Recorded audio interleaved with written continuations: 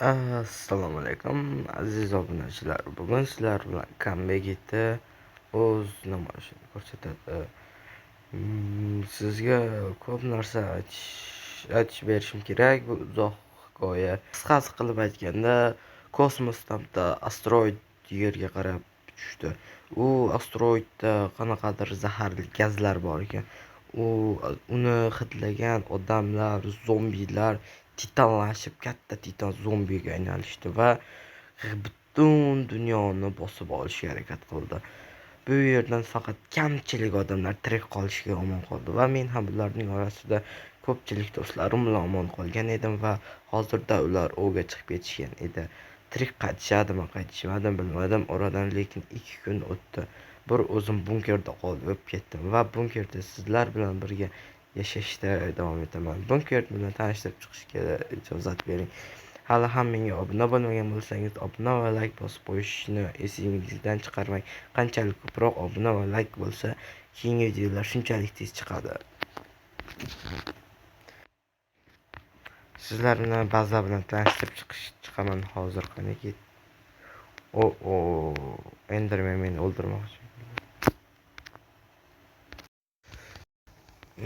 Qani ketdik, ba'zan bilan tanishtirib chiqaman sizlarni. Bu yer asosiy zal. Bu yerdan devorlar, lavalar hamma yoq shu yerdan boshqaladi. Tashqaridagi lava oldingi videoni ko'rsatganimizda siz lava, qoya tosh va boshqalarni ko'rdingiz. O'sha yerlar shu yerlardan boshqarsa bo'ladi. Bilmasdan katta xato qilib qo'ydim.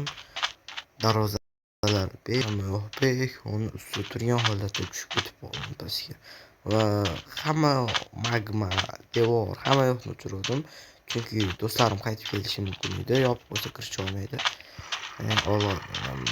Endi qaytishga urinib ko'raman, lekin juda qiyin bo'lsa kerak. Endi bilmadim. Ko'proq blog yopib qaytishga harakat qilaman.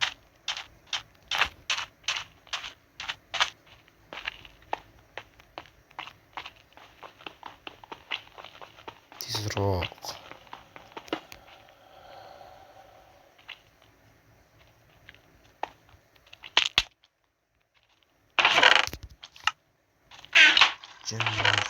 Hamma quryapti.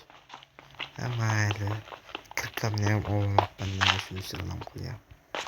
Kirkam bo'lganda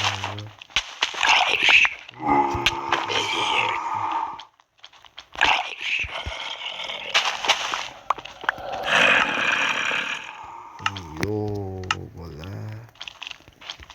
Bu yerda ishlamayman.